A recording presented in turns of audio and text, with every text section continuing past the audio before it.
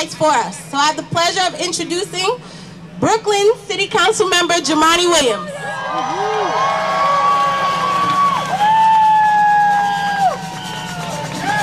What's up, everybody?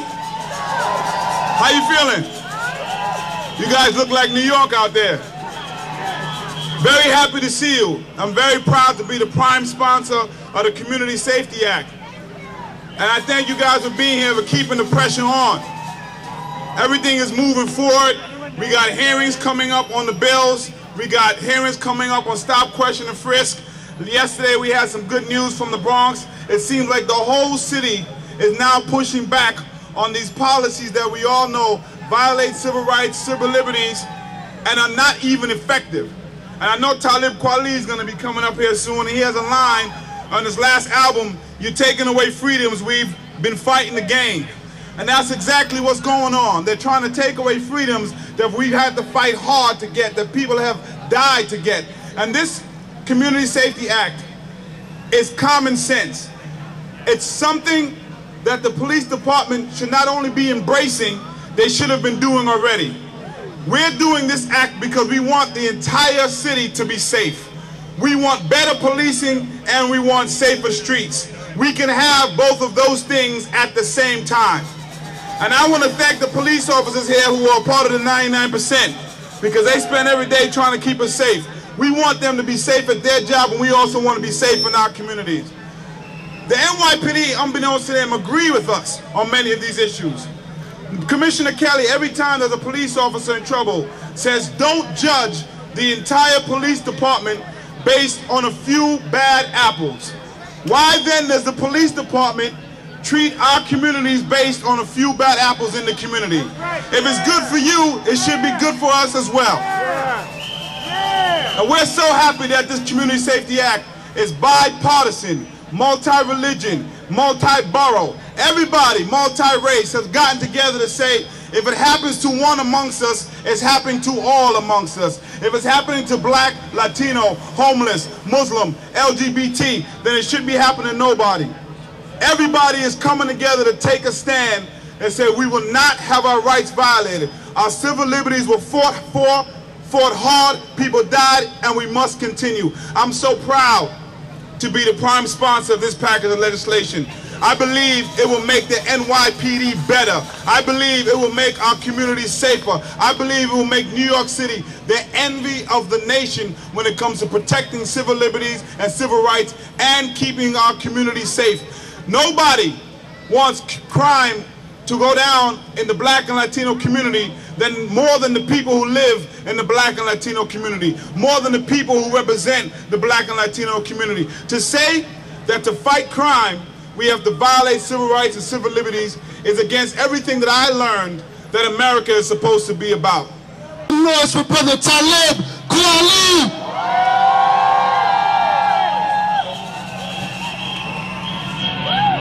New York City, how y'all feeling, man? How you doing, New York City? I wrote some things down, but I just want to start by telling y'all that I came here today because I love this city.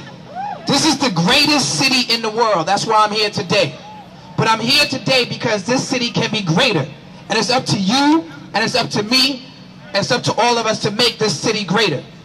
In a fair and equal world, stop and frisk might make sense. But we don't live in a fair and equal world. We live in a world where not everybody starts at the same place. We live in a world that was built on the backs of slaves, some of them still buried right here under City Hall. You understand what I'm saying? Hold on, let me change my page. Ever since politics and politicians we've had in this country, politicians have been convincing people that poor people, black people, Latino people, the underbelly, the underclass are some sort of scourge, some sort of thing that we need to stop, some sort of thing that makes us not safe. It's a group that must be policed and monitored more than your average citizen.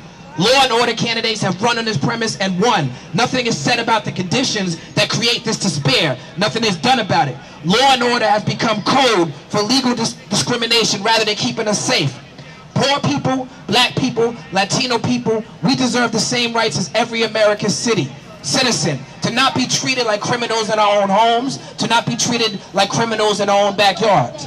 Matter of fact, I want to take this time to shout out District Attorney Robert Johnson from the Bronx, you know, who said that no longer will he honor any frivolous trespassing arrest based on stop and frisk. Apparently people in the Bronx, people who live in public housing, are being stopped and arrested for trespassing in their own homes. They're being arrested, their invited guests are being arrested, and Robert Johnson is doing what our mayor is not doing. He's listening and participating with his community. And I want to salute that brother for doing that. Word is bond.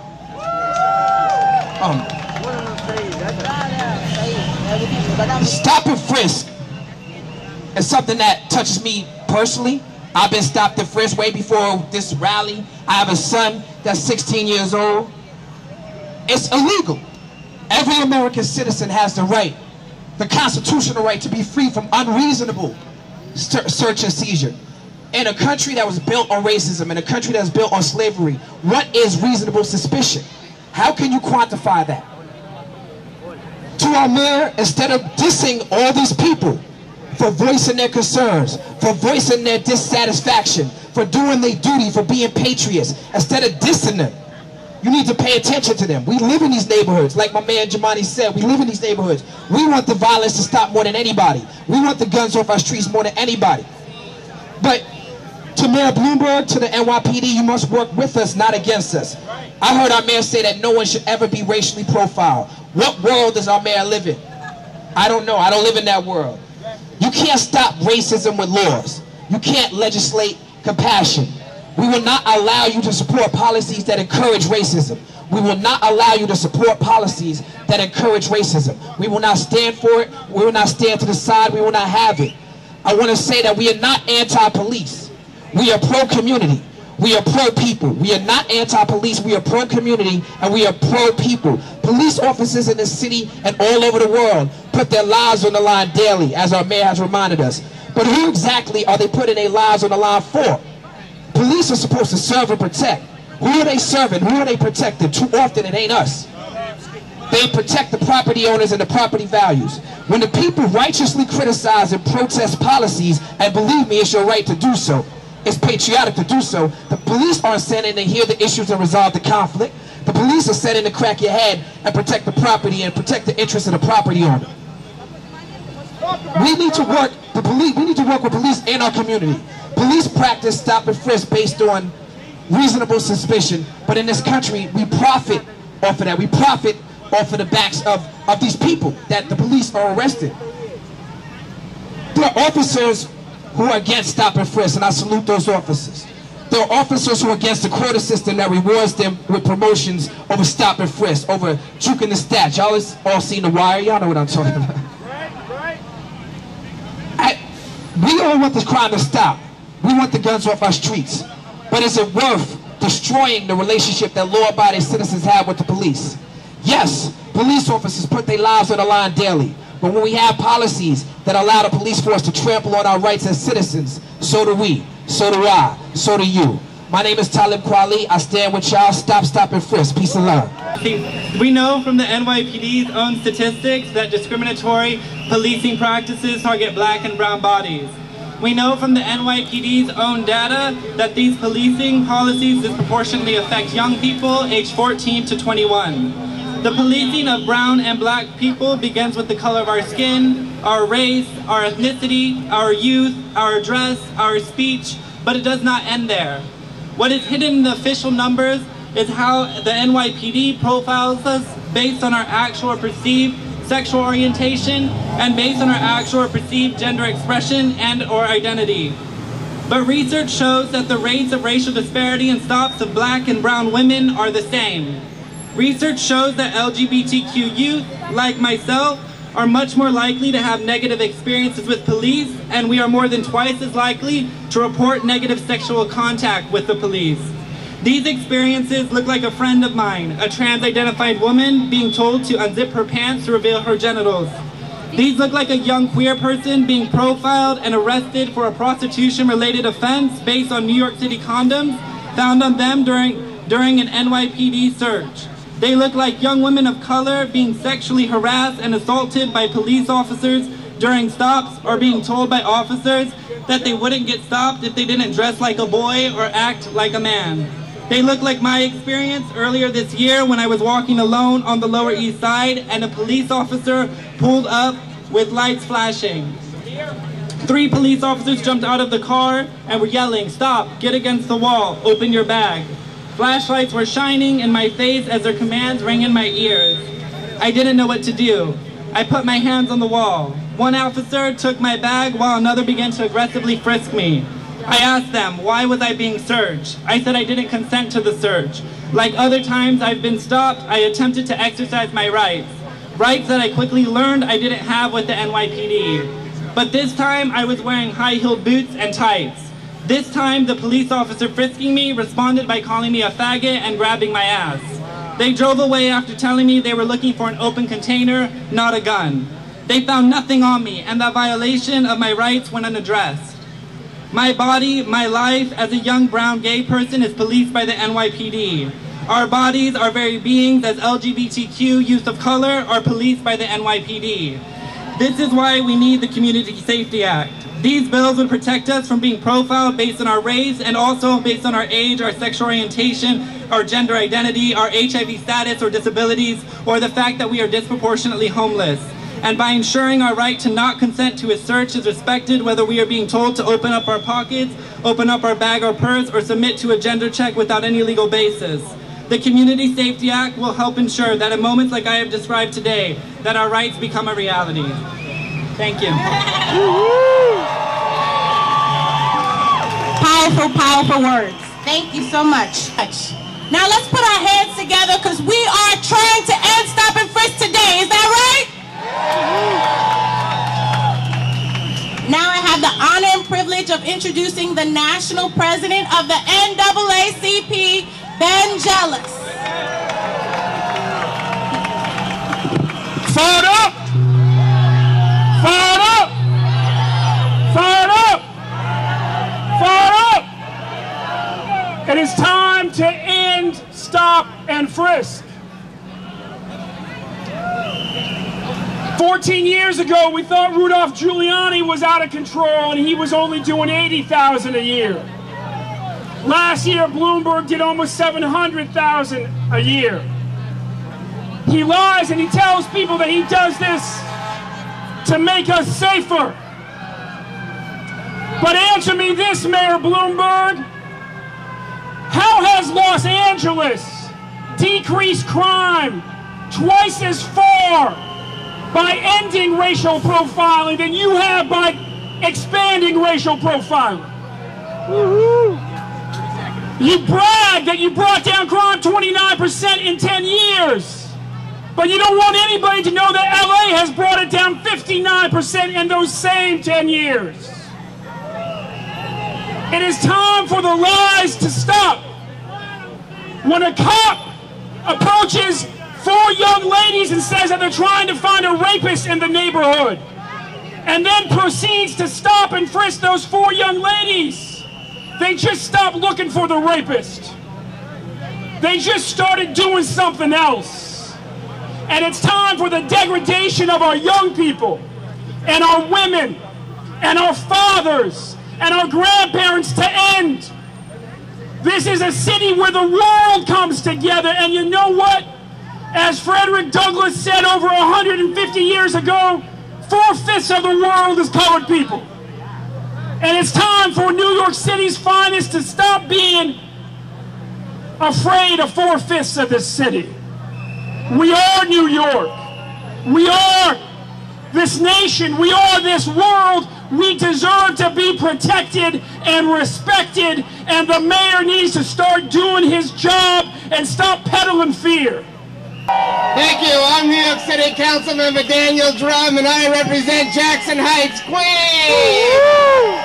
And I came today to make sure that my transgender brothers and sisters are represented at this rally, and that the issues of the LGBT community, the lesbian, gay, bisexual, and transgender communities are heard in this battle against Stop and Frisk. As one of the first openly gay elected officials in Queens, we stand united, and I am a proud sponsor of the Community Safety Act. Additionally, I stand with my Muslim brothers and sisters who break a huge part of our Jackson Heights community in solidarity in their battle against racial profiling and against the profiling and mapping of our Muslim communities. Thank you very much. I'm going to sign this as well.